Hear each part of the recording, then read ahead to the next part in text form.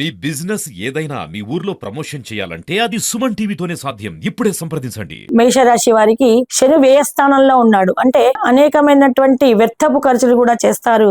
అయినా కూడా శని 12వ స్థానంలో రాహుతో పాటు ఉన్నాడు. రాహుకేతు గ్రహాలు అపమార్గంగా అంటే ఆపోజిట్ గా ప్రయాణిస్తాయి కాబట్టి ఇప్పుడు ప్రస్తుతానికి మేషంలో ఉన్న రాహు మీనంలోకి వెనక్కి వెళ్తున్నాడు. మీనంలో ఉన్నటువంటి కేతు కుంభంలోకి వెళ్తున్నాడు. ఇప్పుడు రాహువు శని మార్చి మేషరాశి వారికి ఏలిన నాటి శని ప్రభావం మార్చిలో మొదలవుతుంది. ఇప్పుడు మీనరాశిలో నడుస్తున్నటువంటి శని కుంభం నుండి విముక్తి అయి కుంభం ఎండింగ్ కుంభానికి ఎండింగ్ ఇస్తోంది 7.5 కుంభం మీనం మేషంలోకి మార్చిలో ప్రవేశిస్తున్నాడు శని. శని భగవానుడు ప్రవేశించడం వల్ల అందరికీ శని భగవానుడు నష్టాలే చెయ్యడు, అందరికీ లాభాలు చెయ్యడు. ఏ గ్రహమైనా అంతే. వారి వారి క్రమగతులను సంస్కారాన్ని బట్టి కర్మ ఫలాన్ని బట్టి మనకు గ్రహాల యొక్క అనుకూలత ప్రతికూలతలు మనకు తెలుస్తూ ఉంటాయి. శని గ్రహం అంటే ఒక క్రమశిక్షణను నేర్పేటటువంటి, ఇన్ని రోజులు బద్ధకంగా సోమరితనంగా చెయ్యలేని పనులను వాయిదాలు వేస్తూ ఉండడం వల్ల కొన్ని అపశకునాలని కానీ కొన్ని అకార్యాలు కానీ అనారోగ్యాలు కానీ పొందే అవకాశం ఉన్నటువంటి మేషరాశి వారు ఇప్పుడు 7.5 రావడం వల్ల ప్రతికూల పరిస్థితులను ఎదుర్కోవడానికి క్రమశిక్షణగా మెలగడం వల్ల మంచి శుభ ఫలితాన్ని పొందుతారు. శని ఉన్నా కూడా మే 15 వరకు గురుబలం ఉంది కాబట్టి ఏ గ్రహాల ప్రతికూలత ఉన్నా కూడా మిగతా గ్రహాల అనుకూలత లేకున్నా కూడా ఒక్క గురుగ్రహ బలంతోని వీళ్ళు అనేక విజయాలు సాధిస్తారు. అలాగే వ్యయంలో రాహు ఉన్నాడు, శనితో పాటు రాహు కూడా ఉన్నాడు. రాహు కూడా ధనకారకుడై వీళ్ళకి లాభసాటిగా ఉంటాడు.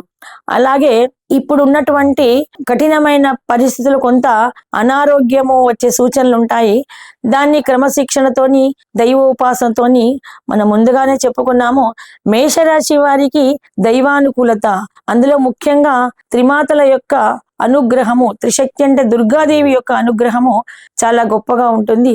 లలితా సహస్రనామాలు కానీ దుర్గా అష్టకం కానీ దుర్గా స్తవం కానీ చదువుకోవడం వలన, అలాగే అశ్విని నక్షత్రం వాళ్ళు అధిపతి కేతు కాబట్టి నక్షత్రానికి కేతువుకు అధిష్టాన దైవం విఘ్నేశ్వరుడు కాబట్టి ప్రతి మంగళవారం గణపతి కోసం ఉపవాసం ఉండి గణపతిని దర్శించి గణపతికి దుర్వాలు సమర్పించడం వలన ప్రతికూల పరిస్థితులను అధిగమించి దాన్ని అనుకూల పరిస్థితిగా ఆదాయ పరిస్థితిగా పొందే అవకాశం ఉంటుంది. అలాగే భరణి నక్షత్రానికి శుక్రుడు అధిపతి, దానికి మహాలక్ష్మిని శుక్రుడికి అధిష్టాన దేవత మహాలక్ష్మి కాబట్టి భరణి నక్షత్ర జాతకులు మహాలక్ష్మికి పూజించి ప్రతి శుక్రవారము కూడా మహాలక్ష్మి ఉపాసన చేస్తే వాళ్ళు అనారోగ్యాల నుండి విముక్తిని పొంది సంపదలను పొందుతారు. అలాగే కృత్తికా నక్షత్రము మొదటి పాదము మేషరాశిలో ఉంది కాబట్టి ఆ పాదానికి మేషరాశి కృత్తికా నక్షత్రానికి అధిపతి సూర్య భగవానుడు కాబట్టి ప్రతి ఆదివారం సూర్య భగవాన్ని అర్చించి ఆదిత్య ఉదయం స్తోత్రం చేయడం వల్ల మెడ నరాల నొప్పులు, బొక్కలు అరగడాలు, ఆర్థోపెటిక్ ప్రాబ్లమ్స్ అన్ని కూడా నిర్మూలింపబడి ఆరోగ్యవంతులుగా ఉంటారు.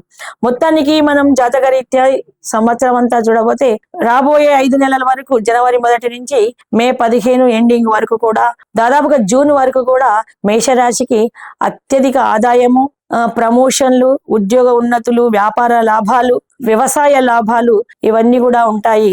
ఇంకా మిగతా 6 నెలల తర్వాత అయినాక మళ్ళీ డిసెంబర్ వరకు కూడా మందస్థంగా ఉన్నా కూడా అప్పుడు దేవి ఉపాసన వలన ఈ మేషరాశి వాళ్ళు ప్రతికూల పరిస్థితులను అధిగమించి అనుకూలమైనటువంటి వాతావరణాన్ని పొందుతారు.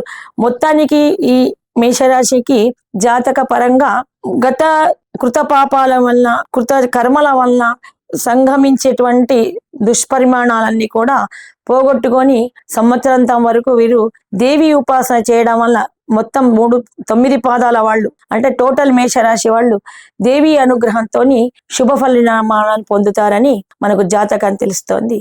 జై శ్రీరామ్.